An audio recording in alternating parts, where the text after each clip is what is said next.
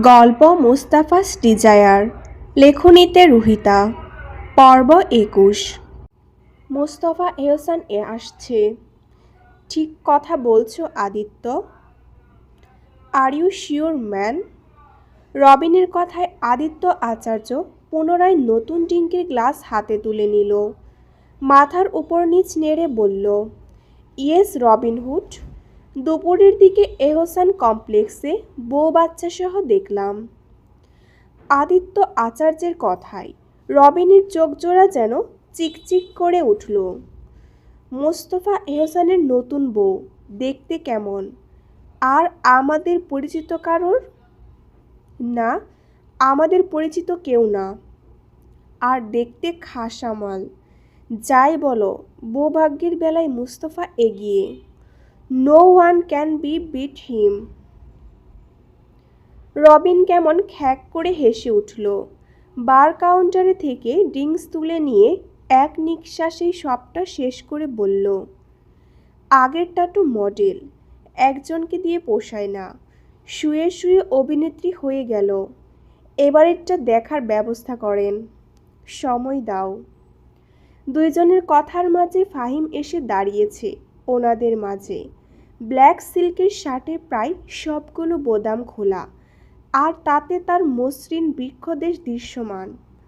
ঠোঁটের মাঝে চেপে রাখা সিগারেট থেকে ধোঁয়া ছাড়ছে। ফাহিমের এরূপ অবস্থা দেখে রবিন চোখ টিপে বলল, কি ব্যাপার ভাইপো? এসে থেকে রেড রুমেই ব্যস্ত। কয় রাউন্ড হলো? ফাহিম তার ঠোঁটের কোণে আঙ্গুল বুলিয়ে জবাব দিল, এত রমণীর ভিড়ে কন্ট্রোল করা টাফ, ইউনো। কথা বলতে বলতে পাশের বার চেয়ার টেনে বসে ড্রিঙ্কসের জন্য বলে, তোমার তো বিদেশিনী আছে, কি খবর? ফাহিম ড্রিঙ্কস এসে হাজির হয়েছে। হাতে ড্রিঙ্কস নিয়ে ঘোরাতে ঘোরাতে বলল, ওইটা তো বাড়ির খাবার, যা পার্মানেন্ট, আর এগুলো রেস্টুরেন্টের খাবার। If you know it no. অট্টহাসিতে মেতে ওঠে তিনজন। এরই মধ্যে তাদের পাশ দিয়ে রাজীব সিনহা ছুটে যেতেই আদিত্য আচার্য জোর গলায় জিজ্ঞাসা করে, রাজীব সিনহা ছুটেছেন কেন? রাজীব সিনহা ফোনে কাউকে নির্দেশনা দিচ্ছে গেটের কাছে দাঁড়াতে। ফোনটা কান থেকে নামিয়ে জানার মুস্তফা এহসান এসেছে, পরে কথা বলছি। রাজীব সিনহা হতদন্ত ভঙ্গিমায় দেখে সকলের মধ্যেই চলা চাপা গুঞ্জন মুহূর্তেই থেমে গেল। সকলের দৃষ্টি নিবদ্ধ সামনের প্রবেশদ্বারে। বাংলা মাসের তারিখ হিসেবে আজকে পহেলা শ্রাবণ। সেই দিন উপলক্ষে বিকাল থেকেই আবিরাম ঝরছে বাহিদারা। তবুও থেমে নেই নামি দামি সব গাড়ির আনাগোনা, চারপাশে বডিগার্ডের সরাসরি। বৃষ্টি মাত্র সন্ধ্যায় থেকে এক দফা নেমেছে। পররাষ্ট্রমন্ত্রী রাজিবুল ইসলাম বড় কোনো দাও মারতে পারলে পার্টির আয়োজন করেন। এতে করে সকলেই খুশি থাকেন এবং পরবর্তী কাজ হাসিলের রাস্তা সুগম হয়। মুস্তফা এহসানের গাড়িবহর এসে থামতে রাজীব সিনহা গার্ড ও ছাতা নিয়ে এগিয়ে আসেন। পলক, রাতুল ও নিয়ন তিনজনই ছাতা নিয়ে বের হয়। দরজার সামনে ছাতা ধরে গাড়ির দরজা খুলতেই বেরিয়ে আসে মুস্তফা। বরাবরের মতোই ব্ল্যাক 3 পিস স্যুট এবং সাদা শার্ট পরনে, চারপাশে যেন আধার নামিয়ে রেখে সর্বদা। রাজীব সিনহা এগিয়ে আসে, গুড ইভিনিং স্যার, আসুন ভেতরে আসুন। মুস্তফা চোখে মুখে সর্বদা গম্ভীর বিদ্যমান, যা এই মুহূর্তে আরও কয়েক গুণ বেশি দৃশ্যমান। ভেতরে ঢোকার মুখে দেখা যায় রাজিবুল ইসলাম এগিয়ে আসছেন। দুই হাত প্রসারিত করে একগাল হেসে বলে ওঠেন, welcome my boy, welcome. Aditya এসে বলার পরেও আমার বিশ্বাস হয়নি। মুস্তফা হাঁটার গতি একই রকম রেখে বলে, বিশ্বাস করার মতো মানুষ সে নয়, তাই বিশ্বাস হয়নি। মুস্তফা রাজিবুল ইসলামের সাথে হ্যান্ডশেক করে সাথে আনা বুকে পলককে বলে এগিয়ে দেয়, সাধারণত ফুলের বুকে নয়, টাকা এবং ড্রাগসের তৈরি বিশেষ বুফে। পলকের হাত থেকে সেটা নিতেই রাজিবুল ইসলাম চোখের মনি যেন বিষণ্ণয়ে বড় বড় হয়ে উঠল। মুস্তফা, তুমিই বোঝো কাকে কি দিতে হয়। বুকেটটা পার্সোনাল অ্যাসিস্ট্যান্টকে এগিয়ে দিয়ে রাজিবুল ইসলাম মুস্তফাকে নিয়ে ভেতরে প্রবেশ করেন। মুহূর্তেই সকলের দৃষ্টি নিবদ্ধ হয় মুস্তফার দিকে। বেশিরভাগ সকলেই এগিয়ে এসে হাত মেলান মুস্তফার সাথে। আদিত্য আচার্য এগিয়ে এসে মুস্তফাকে নিয়ে বসলেন বার কাউন্টারে। সেখানে আগে থেকেই বসেছিল ফাহিম রবিন। মুস্তফা আসাতেই রবিন সৌজন্যতা দেখালে ফাহিমও যেন নির্বাক। রবিন ড্রিঙ্কসের গ্লাস এগিয়ে দিতেই মুস্তফা হাতে তুলে নেয়। চিয়ার্স আওয়াজ তুলে প্রথম গ্লাস শেষ হতেই আদিত্য আচার্য বলে ওঠেন, এমন সুন্দরী বউ রেখে মুস্তফা বাড়ি থেকে বের হতে মন চায় না। পার্টিতেও আসলেতেও কত রাত কাবার, তখন আবার বউয়ের থেকে রাতের ভোজন নেওয়াটা মিস হয়ে যাবে না। তার কথার সাথে একসাথে হাসির মহড়া পড়ে গেল। আদিত্য আচার্যের কথায় মুস্তফার চোয়াল শক্ত হয়ে উঠল। হাতের গ্লাসের উপর তার আঙ্গুলের চাপ এতটাই বাড়ল যে কাচের গায়ে একটা মৃদুর চির খাওয়ার শব্দ হলো। তার চোখের মণি দুটো মুহূর্তের মধ্যেই অন্ধকার হয়ে এসেছে। সেখানে এখন এক হিংস্র পেচাশিক আভা। পুনরায় আদিত্য আচার্য মুস্তফাকে উদ্দেশ্য করে বলে, বুঝলে রবিন, বউ ভাগ্য, একেবারে একের খাসামার। আদিত্য আচার্যের কথা শেষ হওয়ার পূর্বেই রবিন মুখের কথা কেড়ে নিয়ে বলে,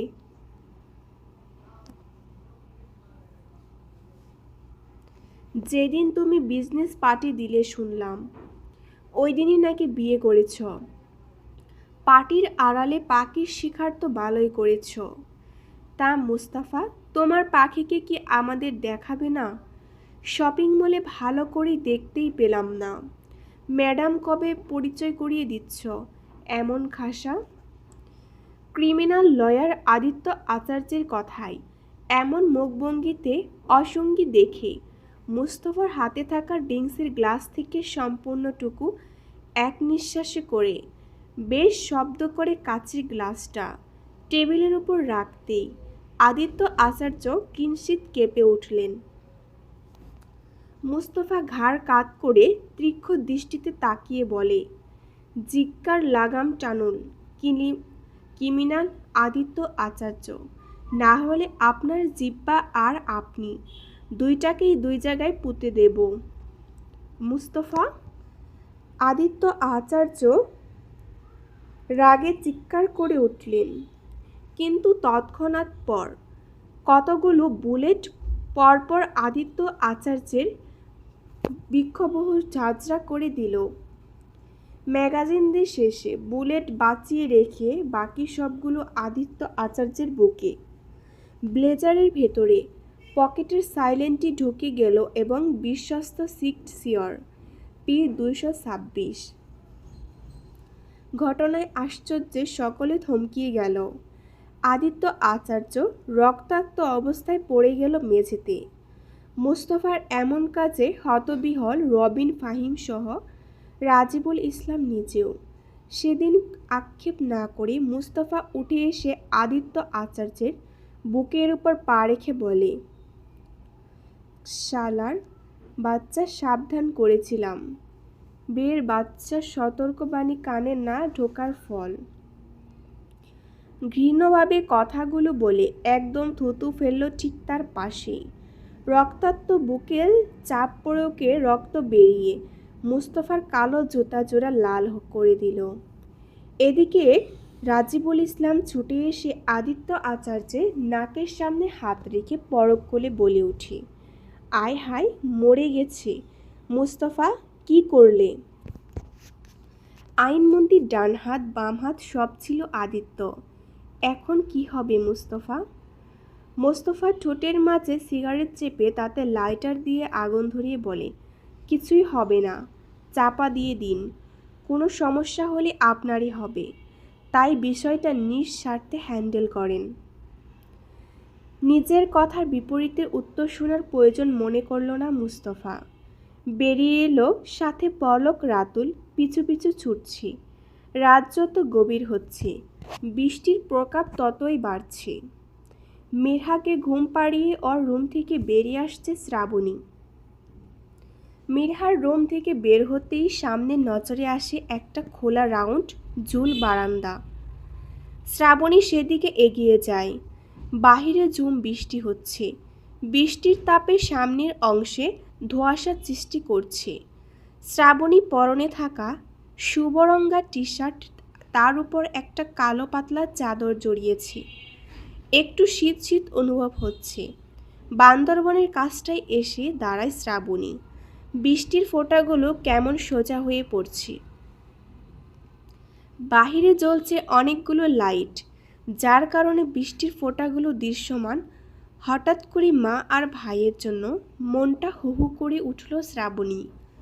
নিজের ফোনটা কাছে নেই যে একটা খোঁজ নেবে। মনে মনে শক্ত করে একটা সিদ্ধান্ত নিল। আগামীকাল যেভাবেই হোক মুস্তফাকে বলবে এই বাড়িতে যাওয়ার কথা।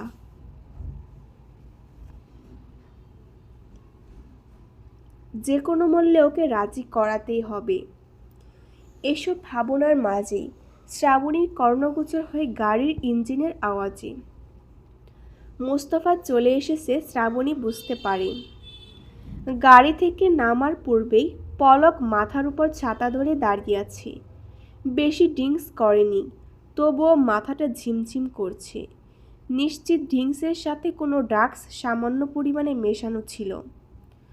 পরনে বাড়ির স্যুটটা খোলা বাঁ হাতের উপর ঝুলিয়ে রেখে ধীর পায়ে সিঁড়ি দিয়ে উপরে উঠতে লাগলো। টায়ারের নটটা ঢিলে করে মাথা গলিয়ে খুলে ছুঁড়ে ফেলে দিল কোথাও। দোতলায় পা রাখতেই মুস্তফার তীক্ষ্ণ দৃষ্টি চলে গেল বারান্দার দিকে, যেখানে আদৌ অন্ধকারে একাকী দাঁড়িয়ে আছে শ্রাবণী।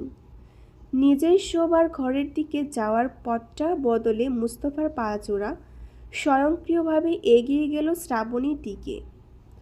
কোনোরকম কোনো শব্দ না করে একদম নিঃশব্দে এসে দাঁড়ালো শ্রাবণীর ঠিক পেছনে। মুস্তফা উপস্থিতি টের পেয়ে শ্রাবণী স্থির হয়ে রইল। বাহিরে বৃষ্টির বেগ যেন আরও বাড়ল। সে সাথে পাল্লা দিয়ে বাড়ল হিমেল বাতাসের দাপটা।